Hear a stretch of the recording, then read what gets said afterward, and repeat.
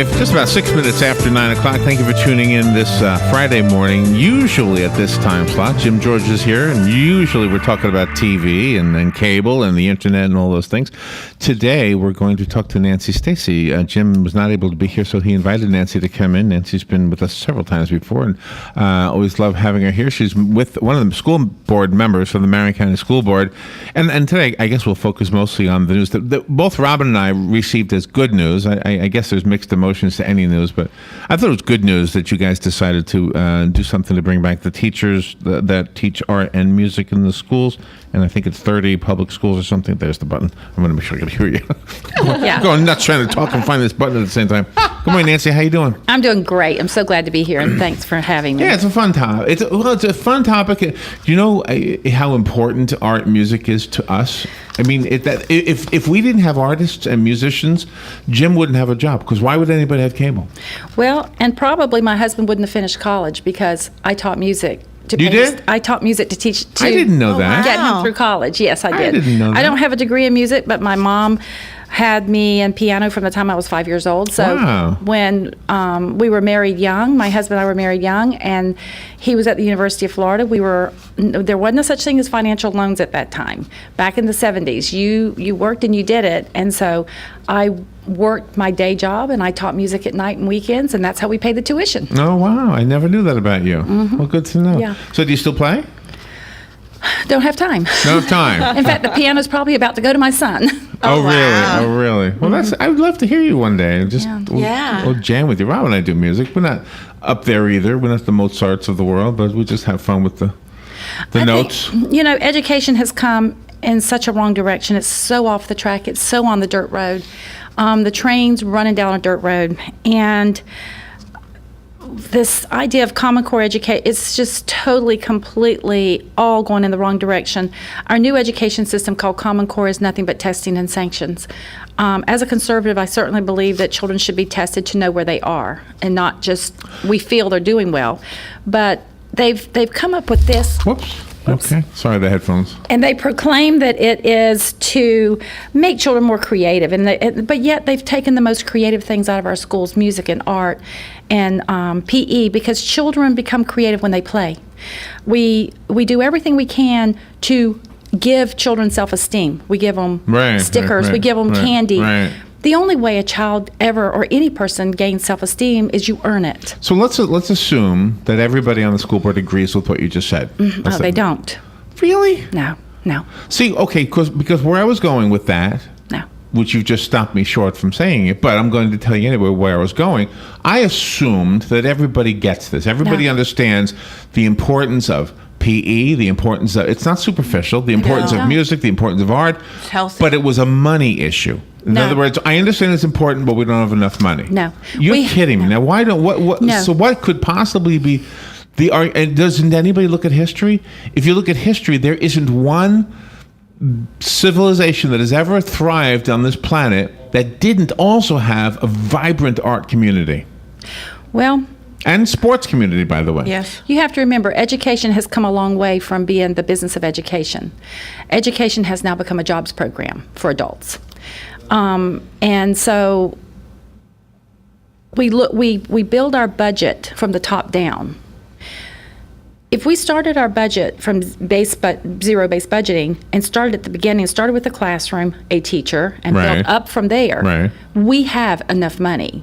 It's that we choose not to spend it that way. We choose to build our budget from the top down. So when we get to the bottom, where the teachers are, we say, oops, we don't have enough money. Not enough money. Now, I will say, to have the music and art programs that would put us on the map, no, we don't have enough money in the system for that. So what is the story? I mean, the other day, you and Ron Crawford and Angie Boynton were the three who voted to bring back. Is it 30 teachers? Right. No, it's 15 art and 15 music. Okay. Because we're split. See, we are sharing art and music teachers, but we're not sharing principals. We're not sharing assistant principals. We're not sharing guidance officers. We're only sharing the people who have direct contact with the children. That's why I say it's a jobs program there. Oh, wow. But now, yesterday, school district hesitates to hire. What is that about? Why a couple days later do we have a story that seems to contradict the first story? Well, because the superintendent got caught off guard. And so now I guess he's coming up with his reasons why we can't do it, but I'm not falling for it. I'm on this journey to do what's best for students.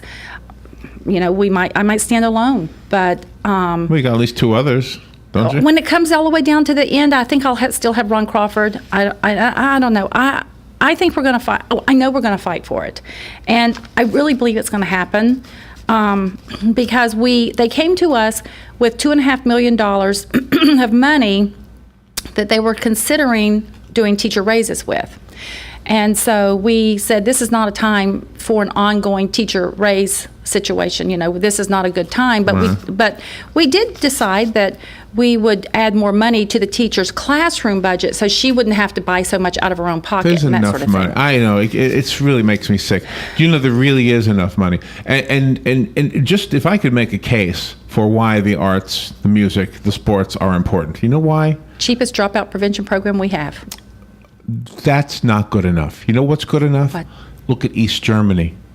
Look at what they did. They had no art programs. They had nothing. The West Germany thrived. East Germany, it was a great example, a great human experiment of what the 2 different philosophies produce. Exactly. I didn't know that. Thank you for telling me Yeah, that. they were absolutely, they had nothing. Exactly. They had nothing. They destroyed The it people all. who, it's not to say that the people over there weren't wanting to. We know an artist from East Germany Wow, I didn't know that. who could not, what do you say when you're an artist? Perform? No. Perform. Create her art. She was Yeah, a, she was suppressed. what do you call her? by She's, East Germany. it was wax. And caustic. Encaustic artist. Encaustic artist. When And the she does wall came beautiful- down, that was the biggest news for her because now she could do her art and not have to hide it. Wow. Yeah, Yes. she's known over the world. So That's because the communists and the socialists want to control our thoughts. An artist has freedom of thought. That's how they express themselves. Musicians have Because- freedom of expression. But you know, That's probably true, yeah. they absolutely cannot control your thoughts. And in the school system, they want to put all the children in a box and make all the children the same. They Don't do want not that. see the creative people are a huge threat. So let's talk about Common Core because that's what you're describing right there. Exactly. Here's what we saw in Common Core.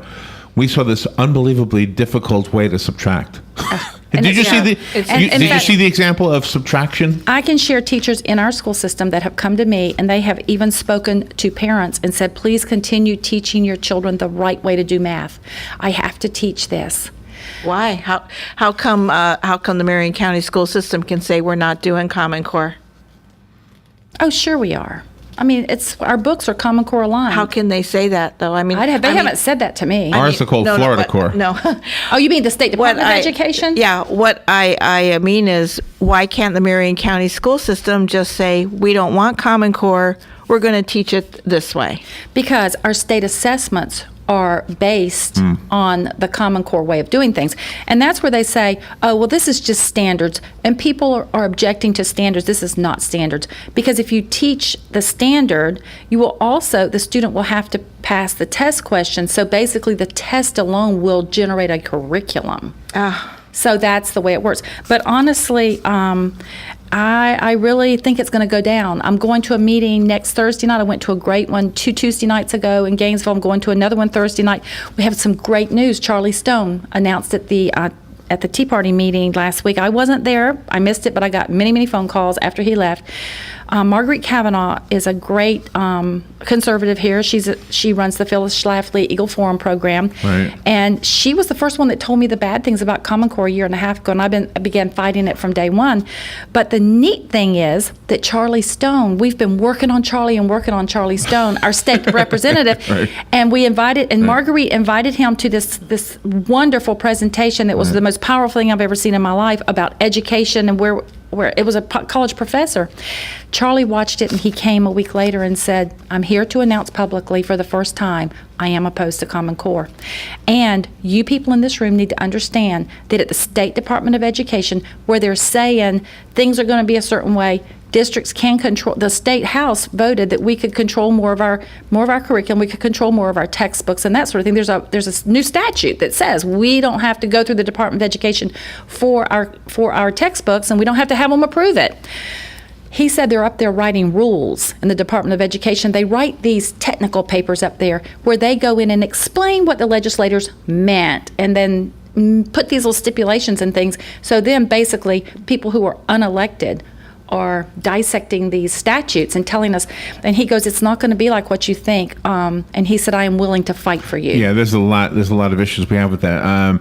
Nancy, we have to take a little break, and then we'll be right back. And Nancy Stacy is here. Jim George is not here. Jim notified me that he wouldn't be able to come in today, but we always love having you, Nancy. I love talking to you. I love your strength. We've had a couple of times when we maybe disagreed a little bit, but for the most part, I'm on your side. All right, let's take a little break, and we'll be right back with Nancy. Hey, I'm Gary. And I'm Eric. Did you know that Red Eye Radio is on WOCA The Source every night from 2 to 6 a.m. and it's live? That's right. No tape shows here. We know that the news doesn't sleep. And neither do we. So we're here with you live from 2 till 6 a.m. every weekday. Call us 866-90-RED-EYE. So join me, Gary McNamara. And me, Eric Harley, every weeknight to discuss the latest in news and entertainment. Right here on WOCA The Source.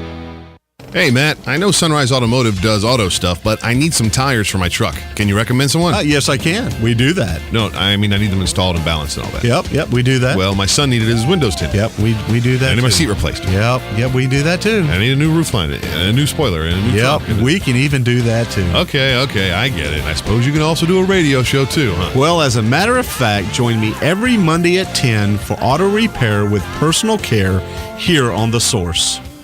Of course you do.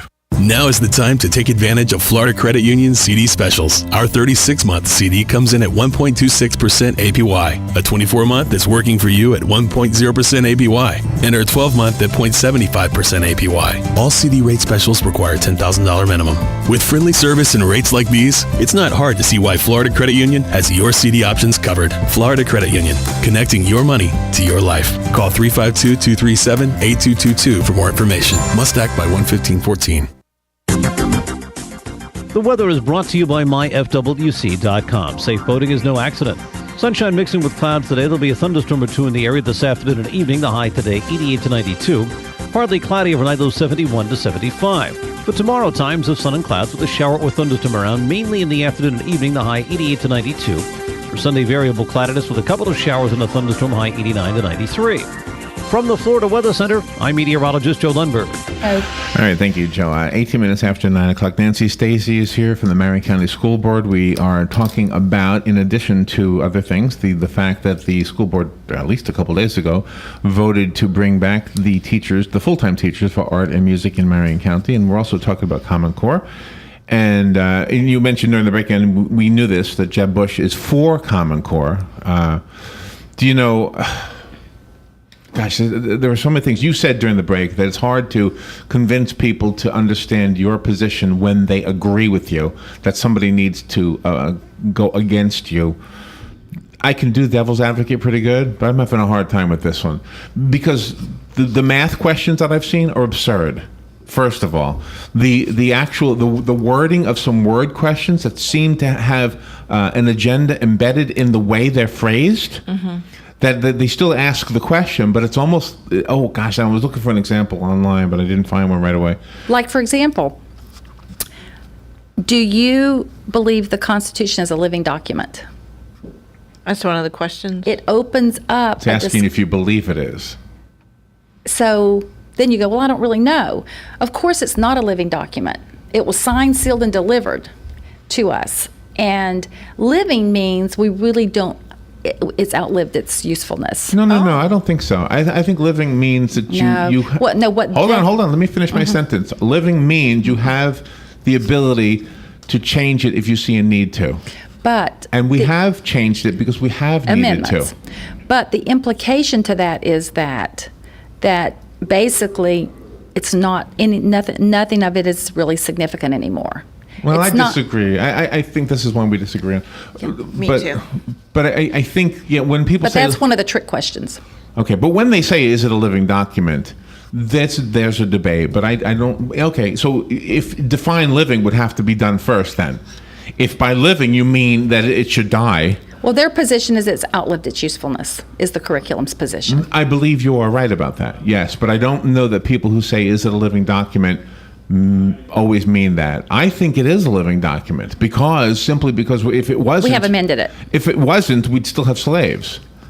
Yeah. You know, if it wasn't, I guess prohibition never would have happened, and then it would have never unhappened. But they believe in throwing the baby out with the bathwater.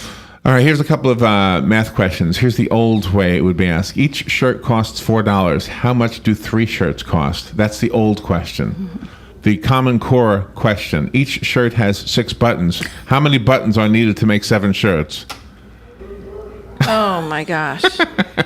And they also, if you add 4 plus 3 plus 2, the way you do it, you don't read up and down. You don't answer. You don't do math up and down. No, it's nuts. You don't stack it. It's called stacking. The way we do it, we stack math. No, you draw a grid. You got to have a piece of paper to do the new math. You can't do it in your head. You got to have a piece of paper, and you got to draw a grid, and you got to make all these little squares. Oh, and I know. rectangles. I saw the math. It's crazy. And then if you don't get the right answer when you do all of that, right. They go, well, you did the process right, so we'll count it right. We'll give you 50% credit. Oh, man. Yeah. Oh man. That's really going to put a monkey wrench into the space program, engineering programs, all of that stuff, if they start teaching the kids how to do this and not do it in your head. But I have another argument against Common Core, aside from just looking at the dopey questions or the new math or whatever, and it's this. When 1972, I was 17 years old. I moved from New York, a suburb of New York City, down here, and I went to Denellen. That's culture shock right there, Yeah. right? Mm-hmm. And I was 17 years old, so the kids who were 17 already had agricultural classes. I never had one because on Long Island, New York, you didn't need agriculture because the chances of you getting a job on a farm were it wasn't going to happen unless you moved away. The kids down here needed those classes because the chance of working on a farm was very great. Mm-hmm. There was watermelon farms at the time. There were cattle. There's still a lot of them, right? Horses. The Common Core, the way I understand it, the kids in New York are going to have to learn the exact same thing as the kids in Florida, as the kids in Kansas, as the kids in Alaska. And if our job as a society is to educate our kids so that they can have a job, then why would we do that to them? Why would we make the kids in New York learn how to milk a cow when chances are they're going to be working on Wall Street? Exactly. I'll share with you an answer. The people that wrote the Common Core standards, none of them are K-12 educators. They only had 2 renowned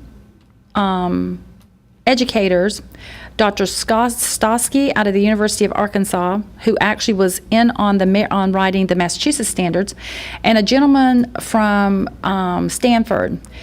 And he was the math specialist. They only had 2 real education specialists. The rest of them were mumbo jumbo people, UN type people. Right. Well, they were Mumbo jumbo UN type people. Yeah, I like that. So when it came to validating the standards, neither of the education experts would validate them. They are now on the circuit together. I have spoken personally to them in Tampa, and they actually approached the Department of Education, and they're both elderly educators, and they said this is probably the worst thing that could happen. And the math experts said, the students, you zoom them ahead in age, not inappropriate stuff for at the early level, so you make them hate school right off the bat. Then you lighten up when they're in high school, and they barely even can take calculus classes because they graduate not really qualified. And so, but the only 2 education experts refused to sign off on the validation committee.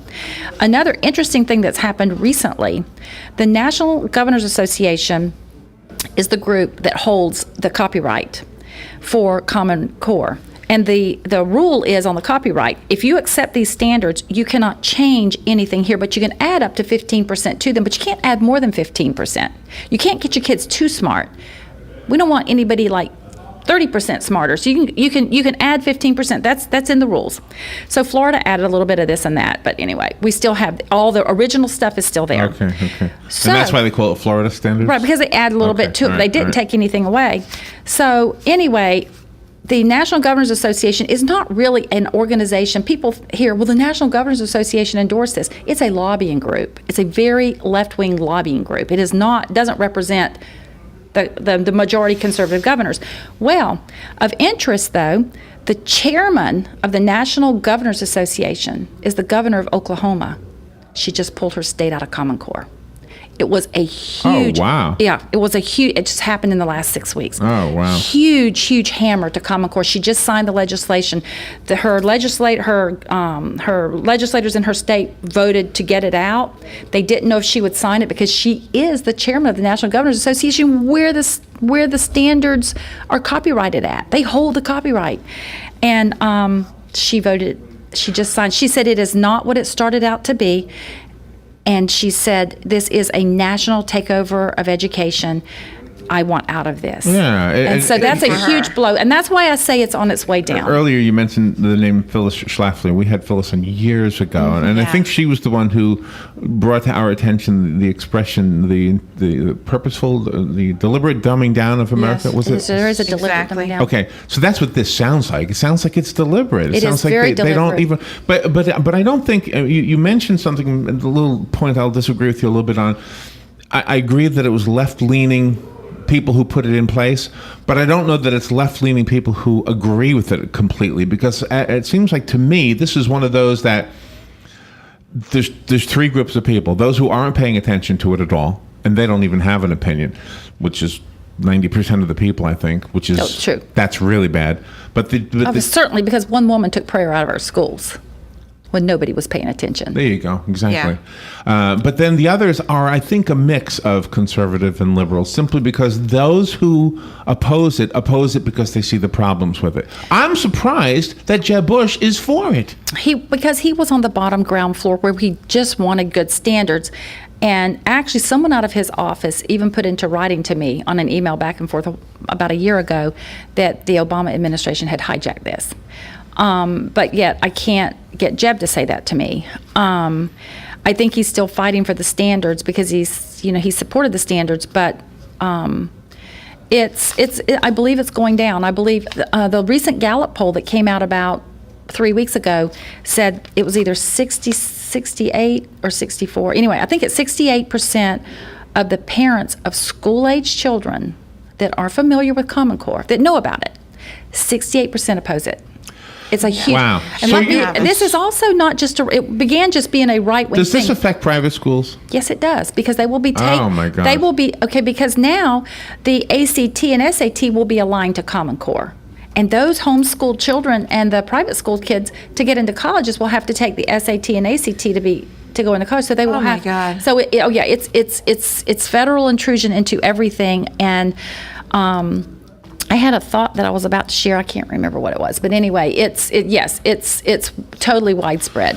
Well, and some people might have said, and this is going back to the left and right thing, the liberal and conservative thing. A lot of liberals say conservatives don't want art and music in the schools, but it's exactly wrong. I mean, there might be some, but I consider myself a conservative, and I've always recognized the importance of the arts, the music, the PE. Exactly. And I just don't see how that's a left or right issue anyway. You remembered what you wanted to say? Yes. Something that's interesting. We're almost out of time, too. I'm sorry. The teachers' unions are now starting to come out opposed to this. The teachers' union in New York unanimously voted against it, even the Chicago teachers' union. So now it is no longer, they can't call it a right-wing just resistance to whatever, because now the liberals are coming out against it. This is a huge bipartisan effort against this. I believe that, too. It's growing. It's going down, but unfortunately, we're going to lose. Kids get one opportunity in education, and we're going to lose part of that while it goes down. Always good to have you, Nancy. It's always vibrant and lively. And again, today, a couple of small points, I think, that we didn't agree with. Thank you for coming in, though. Thank you so much. Thank you for what you do. That's a bigger thank you. Thank you so much. And if people want to join me on Facebook, I have Nancy Stacy's School Forum. Thank you. All right. We'll be right back. Fox News Radio, I'm Pat O'Neill. The latest job news in. The U.S. created 209,000 jobs last month, a bit more than expected. The jobless rate at 6.2%, up a tenth of a point. The latest temporary truce in Gaza failing to hold again, with at least 35 Palestinians and 2 Israeli soldiers killed. Israeli officials